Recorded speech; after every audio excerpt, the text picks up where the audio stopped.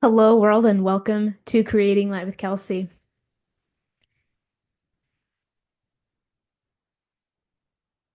All right, I am uncomfortable because, oh, the irony. Universe got jokes, and this is hilarious.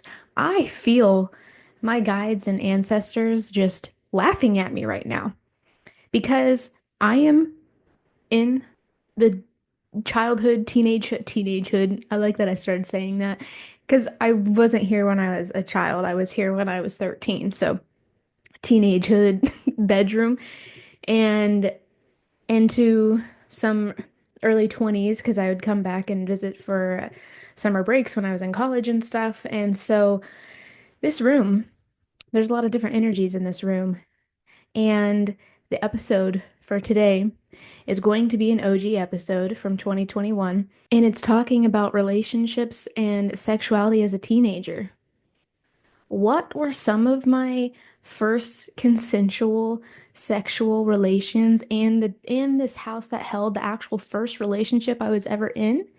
This house, this room, where I'm sitting at, the actual structure. When I'm now in 2025, just doing a little intro before I give you the OG episode. But we gotta open it up where I am physically back in this fucking room to talk about relationships and sexuality as a teenager. Are you shitting me? That is universe got jokes. So yeah, I'm uncomfortable. Because being back in this room and just this house in general, a lot of stuff has been coming up from when I was a teenager and when in that relationship, not first, my second serious relationship, that was the abusive relationship. So it's like both of those things, my first love and then that trauma bonded relationship cultivate like the first love like started and ended while I was existing in this room and throughout college and then the beginning of college or end of college when I would still visit on breaks and things and would still come home. That started that trauma bond relationship that was also in this room. And it's uncomfy because, like what I've shared before, my sexual relationships, my first ones, the sexual encounters, was through violation and trauma. So then that's why when I say with my first love, I was like, that was my first consensual sexual interactions as a teenager. And that is just heart-wrenching. So giving space for that of like this room has held both and the paradox in that, and then to be where I'm at now, sitting to speak on it and to speak up and to raise awareness and the importance of this topic and why we do need to talk to our children and teenagers about sex and sexuality. What's healthy, what's not, what's okay, what's not, what's manipulation. Oh my God, what is manipulation? Because this shit's still happening. I I don't care what time frame it is, and if you have this illusion of like times are better now and it's all this stuff is may not be going on, I'm going to tell you that it is because I still work in the mental health realm. And I'm seeing, and I see teenagers and the stories that they tell me of how people come on to them sexually, of people their own age, and it's of manipulation and violation of the body. And it's because there's this disconnect to sexuality, and there's this disconnect of having sex being taboo. And people, a lot of me wants to, I believe the best in people, and I do not believe anyone is innately evil. And I don't believe that a lot of times when things happen, especially when we're younger, that it's out of ill intent. But regardless of the intention behind it or not, a lot of harm is still being caused because of so much ignorance on the topic. And people being to afraid but yet wanting to and knowing that it's this primal desire and what do I do with that because I'm a teenager and I'm already figuring out all these massive emotions and hormones and my body's changing and then these strong sexual urges are coming up and I want to act on it but I'm afraid and then it comes out through the shatter shatter that it will shatter some things when it comes out through this shadow of desire. of both ends. Like this isn't just a battle of the sexes situation. This happens across the board of people going to someone that they either find interest in or maybe they're already in a relationship and not talking about it and not talking about what they want or what they desire and then just pushing themselves on someone and then it goes into something way longer and way much more than what any teenager is actually ready for or trapping people into a situation and people being afraid to leave or this is their ride home. So what do they do? So I feel like I have to do these sexual things of the person coming on to me so I can get home safely. Like this still happens amongst teenagers, even in an adult life, but I'm just letting you know that teenagers are experiencing this. And so we can't shelter and have this misconception of like we need a shelter and not talk about this stuff because then that means we're condoning it. We're not condoning what we're not condoning is the harm in it. We're not condoning it by just talking about it because it's around anyway. You cannot escape it. And that's what I bring up in 2021. What I really talk about in that episode is about the programming, like television programming that's out there that people watch from when they're children, and how all it's very gross of the sexual innuendos that are in children TV shows, and then that gets into our brain, and how then we take that seed and then we start to believe that that's how relationships and sex is supposed to go, and how we come on to people, and it's not, it's unhealthy, it's harmful, and it's everywhere you go. So you can't you can't shelter the children. The way that we protect the children is actually education. And then that shows them that it's a safe space to come to adults to talk about these things, because if we're just in isolation, then more harm is caused. And then these things are happening and people are getting hurt, and then no one is talking about it. Because if we're not going to talk about sex in a healthy way, then they're sure as hell not going to come to you when they've been harmed through sex. And I see that, I saw that within myself and I see that within my clients of things are happening and parents not being involved and having no fucking clue of what's going on. And if we do not take the responsibility and be with the discomfort of teaching children about sex and sexuality and talking about relationships, who's going to be their teacher? Society, religion, media, their friends who also know jack shit about anything. Like, that's going to be their teachers instead of the people that are in their own home, because they will find ways to figure this shit out because they're curious. And especially now, in this day and age of technology being absolutely everywhere, they're going to find out. They're going to look at stuff. They're going to be curious. They're going to look at videos and research things. Like, it's going to happen. So you can either let that be their teacher or you can step it up and be the teacher for your own children. And when I was talking, giving that example of how teenagers and like I do believe in my heart that they're not, most people are not ill intent when they're approaching someone in this way of being manipulative to meet their needs and desires sexually, especially as teenagers. But to give you a hard truth of not talking about sex and sexuality doesn't just create victims, it creates perpetrators. Because if we have this blanket of ignorance across all realms, then the people that are just going off of a need and too afraid to have actual connection to meet that need, and then they go through it through force and manipulation to meet that desire, that's creating a perpetrator in any dynamic. And that's what I'm seeing in my own teenage clients, that they come to me and they tell me these things and they tell me their experiences. It's through that lens. And I'm just like, and then I have to be the one that tells them that what they experienced was not consensual. It was coercion. When sex and relationships, the true seed of that was is not meant to be of that and not meant to be birthed of this darkness. It's meant to be fun, it's meant to be joyous, it's meant to be full of love, and pleasure gets to be an essential co-creation of that. And that's what we get to teach our children, of like how it's the highest version of any type of relational connection, and how it gets to be, and what does that look like, and how do we speak to each other, how do we interact, how do we touch one another. And is that's where, if that's not happening, then you get to teach them what the red flags are, and then they can say no to that and then not get into, like what I did, trauma bonded relationships into adulthood.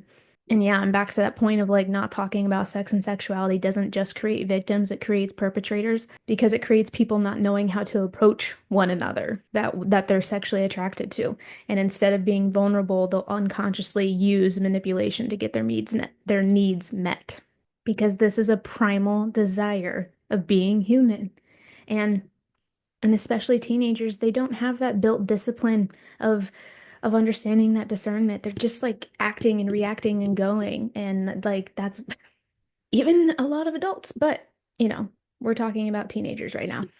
And this is where somatic work is so important of being a foundation for any human because somatic is the body of the body. We are humans. We have a body. And when we connect and we stay connected to the body and we understand the language and the signals that the senses give us throughout our every living day, then we can know and sense when something's happening, when someone's approaching us of interest of a relationship or interest of any sexual advances, and we can feel, our body lets us know of like, this is not okay, or this is a no, or I don't like this, or I feel unsafe. And it's telling us, it's giving us that feedback. But unless we understand the language, we're not going to know what to do with that feedback. And that's what's going to happen in and throughout even healthy relationships and sexually connecting with people of like that's your barometer. Your body is your barometer of when do we need to pause, when do we need to communicate more to reconnect, and when is it full on no, when do we need to revisit it later, when do we keep going, when how do we explore this more, expand our edges more. It's like that's the foundation of communication when we're relating to other people, and especially when we're bringing two bodies together sexually. Like that is so important. And somatic movement and just the foundation of understanding that and how to connect to the body and feel our feelings, like that's such a beautiful skill to take with you in sex and relationships. So if parents are listening to this and they're like, that's way too intimidating, um, start with somatic movement. Start with introducing yourself and your children to somatic movement so they can learn the language of their body and understanding the differences. So when then other things that are happening with their body, they are picking up and developing more of a vocabulary and knowing how to take action from there. But yeah, I think that's it. That's it. That's all I want to say on this, like my 2 cents now in 2025 before you listen to the previous one. Because the previous this what you're about to listen to is more media based and how this is like connected within the collective unconscious and then giving some examples of my past as well. But okay, enjoy the blast from the past.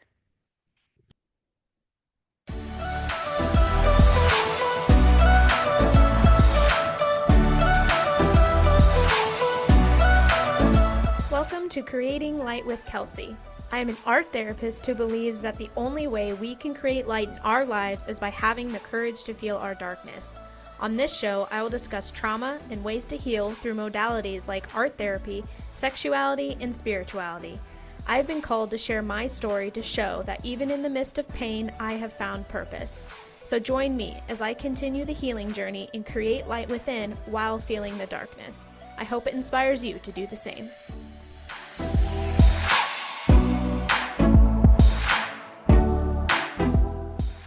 Hello, world, and welcome back to another episode of Creating Light with Kelsey. So I had a realization the other day, and it blew my mind, and I would like to share it with you guys. The topic of the subject is relationships and sexuality as a teenager. So when I was in high school, I broke up with my first boyfriend after 2 months because we hadn't kissed yet. It was literally the only reason that I broke up with him. I actually really liked him and wanted to be with him, but my brain was tying in any form of sexual contact to equal a relationship. And if that wasn't happening, then I believed this just wasn't a real relationship. I mean, how fucked up is that? Especially as a teenager. I didn't want to break up with him, but I genuinely thought that a relationship meant anything sexual had to be happening.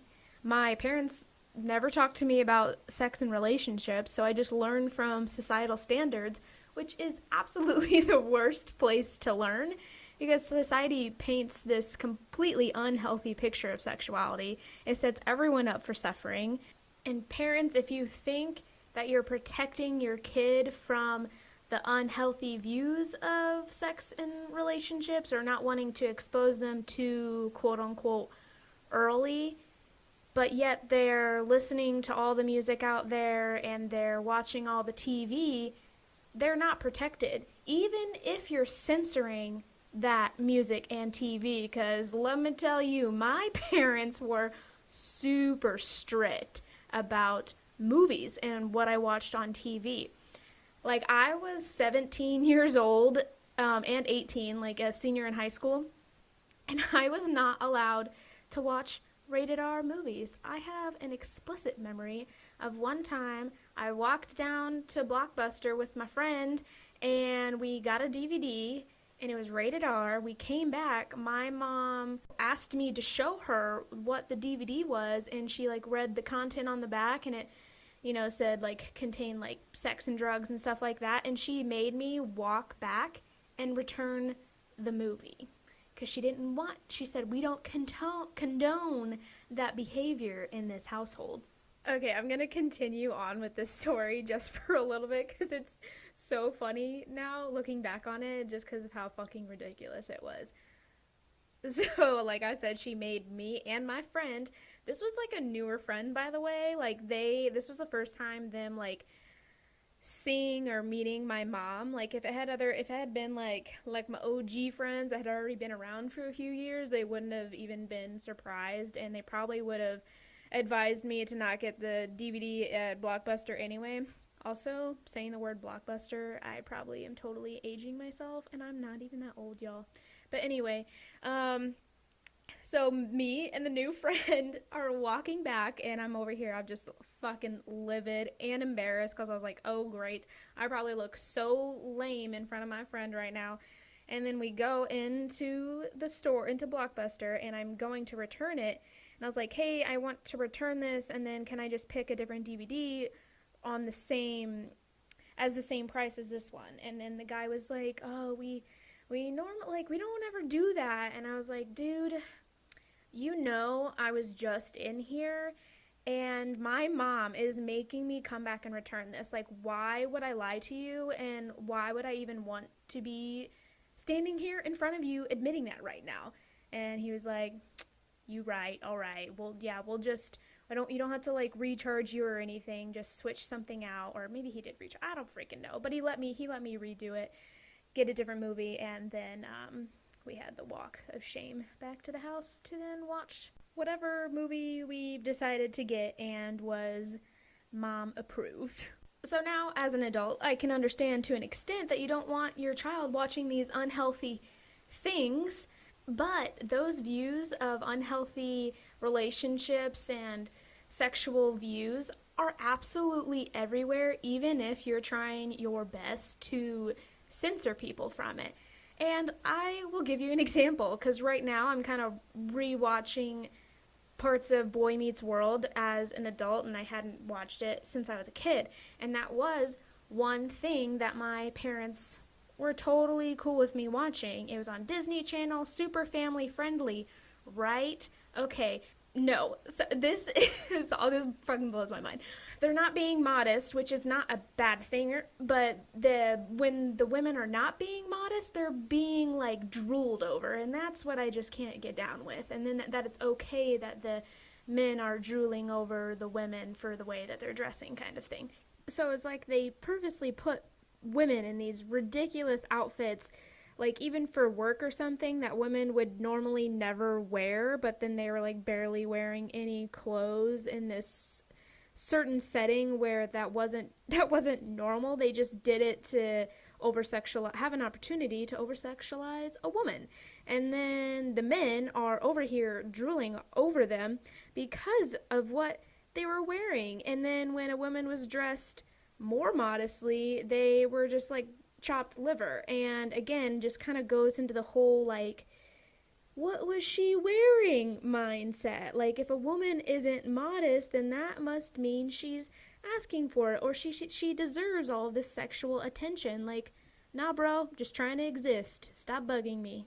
And then the boys were always talking about the girls as far as spending time with them, going out with them, doing sexual things with them. That was like the thing to do. So then it programs you for when you are getting into your own relationships as a teenager. You're like, oh, this is how it is, and this what's happened, and this is what a relationship equals. Is this sexual aspect happening even as a teenager? Um, and and they also condone fantasies of molestation, essentially, like that. But it was, I guess they made it okay because it was the boys fantasizing about older women and doing things with teachers, and then it paints this picture that the children hooking up with women teachers was a cool thing, and that it's something to be proud of and strive for. um no, that is molestation, but yet we're programming the children that this is like a cool thing to do. And then also, there was a time when they were in high school, and then they went to they visited a college because of the older brother or whatever. So then they were around college girls, and then the college girls were trying to hook up with the high school boys, and then it painted a picture like, ooh, this is so cool, like college girls want me. It's like, no, not cool, man, because you're a child. That's actually gross that a woman would want a child. Like, so even this this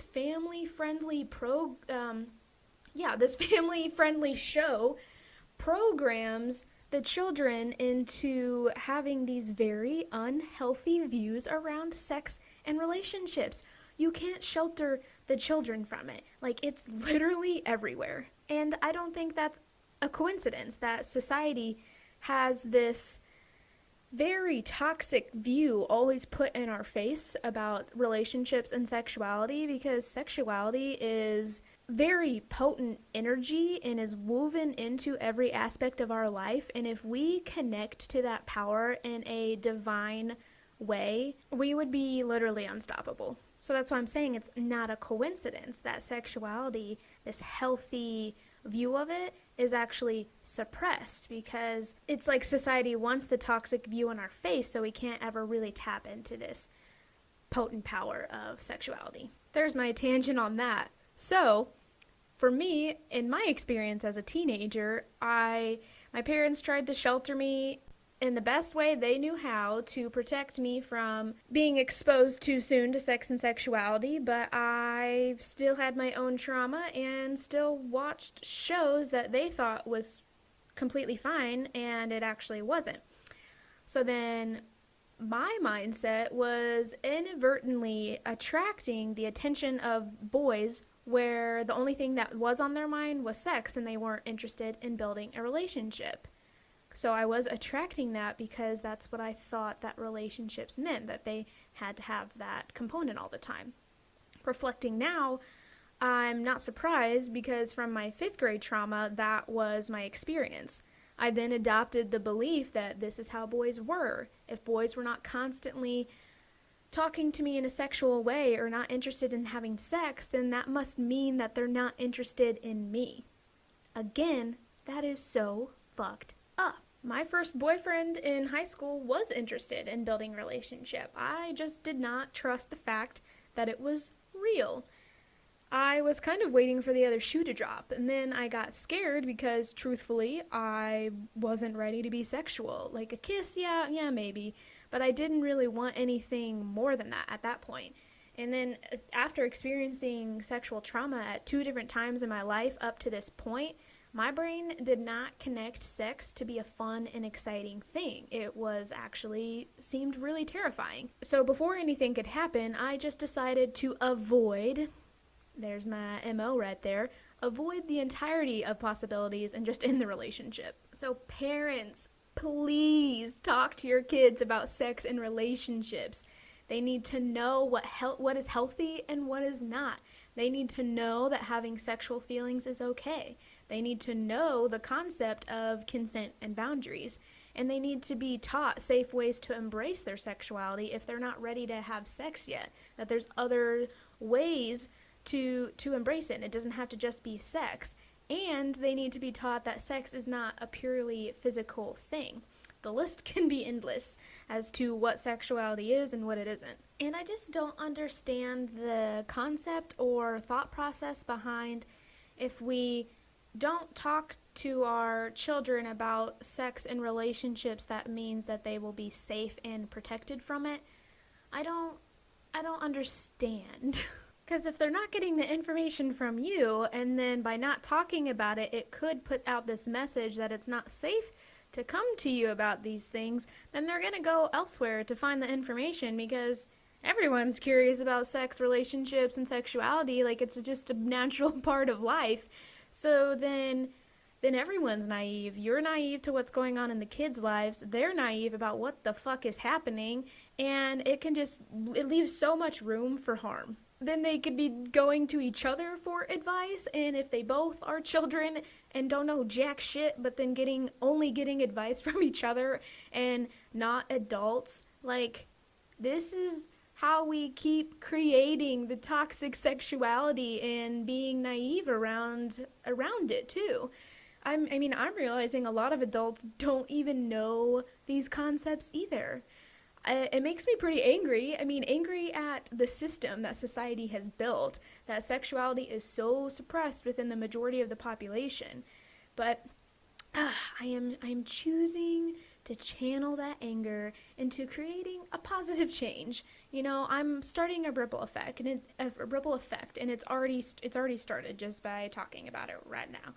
I'm using my voice to speak on this matter and educate the collective about the true nature of sexuality. It doesn't have to be this scary, foreign thing. It can be very intimate and meaningful and loving and embracing and exciting and passionate, like all the things. And sexuality doesn't mean sex. So talking to your kids about sexuality and having them embrace sexuality doesn't mean they're having sex before they might be ready, or engaging in things in an unsafe way. No, embracing their sexuality does not mean sex. So I'm also going to talk about that more as well. And I'm just gonna keep on continuing talking about the topic, and I will be easing my way into it, because there's so much, it's so deep, and I'm really just diving into it now for myself, and then I'll just kind of share along the way as I'm learning as well. But there was my realization I had the other day I wanted to share with you, that was my view on relationships as a teenager, and I broke up with my boyfriend because nothing was happening sexually, even though we were only 2 months in. Like, come on, 2 months? And I was like, what, 15, 16, something like that? Like, come on, that's just ridiculous. That, for me, looking back on it now, that was a ridiculous reason to break up with someone. So stay tuned as I continue to talk about all things sexuality and healing.